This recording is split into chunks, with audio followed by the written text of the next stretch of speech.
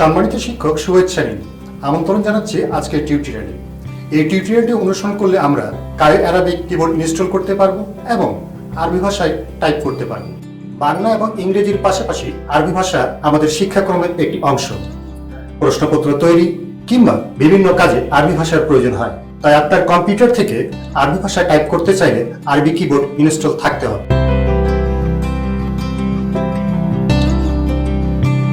চলুন প্রথমে Caio Arabic কিবোর্ডটি download করার প্রক্রিয়াটি দেখি। যে কোনো ব্রাউজার ওপেন করি।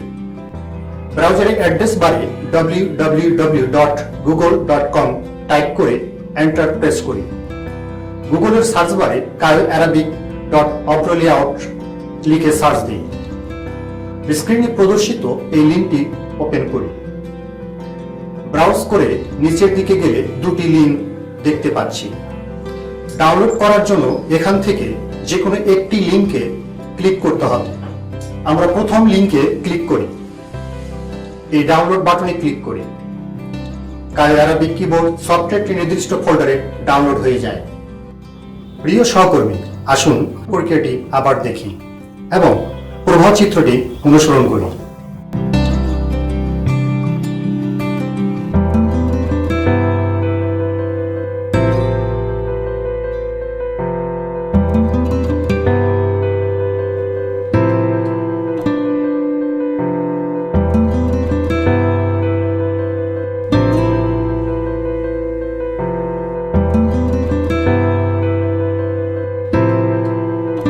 এবার সফটওয়্যারটি ইনস্টল করার প্রক্রিয়াটি দেখে নিই।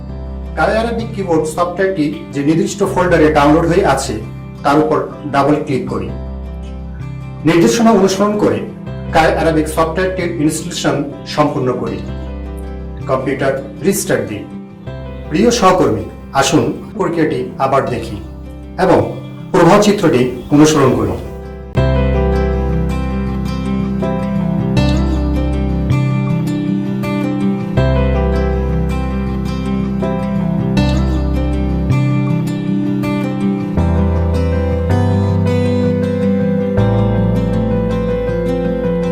এবার আমরা আরবি টাইপ করার প্রক্রিয়াটি দেখে নিই।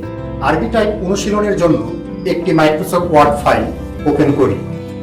ডেস্কটপ স্ক্রিনে প্রদর্শিত অভ্র আইকনে ইংলিশ চিহ্নিত কিবোর্ডে ক্লিক করলে বাংলা কিবোর্ড দেখা যায়। বাংলা কিবোর্ডটির নিচে ড্রপডাউনে ক্লিক করলে একাধিক কিবোর্ডের অপশন দেখা যাচ্ছে। এখান থেকে কায়ো অ্যারাবিক কিবোর্ড নির্বাচন করি। এরপর অভ্র কিবোর্ড চিহ্নিত এই অংশে ক্লিক করলে আরবি লেআউটের কিবোর্ড দেখা যাচ্ছে। কিবোর্ডের ইংরেজি বিভিন্ন বর্ণ ও আরবি হরফ দেখতে পাচ্ছি। এখানে উচ্চারণ অনুযায়ী ইংরেজি বিভিন্ন বর্ণ টাইপ করলে আরবি হরফ দেখা যায়। যেমন এ টাইপ করলে আলিফ, বি টাইপ করলে বা ফলাফল দেখতে পাচ্ছি। আমরা এখানে আল্লাহু আকবার লেখাটি টাইপ করছি।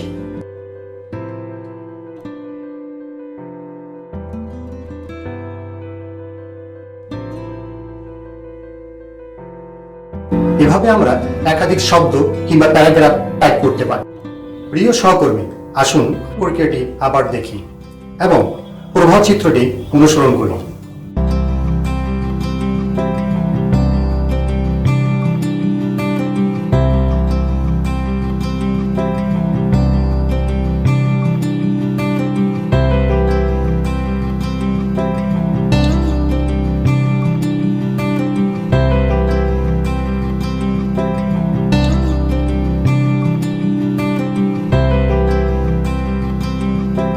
আশা করি এই টিউটোরিয়ালটি আপনাদের ভালো লেগেছে।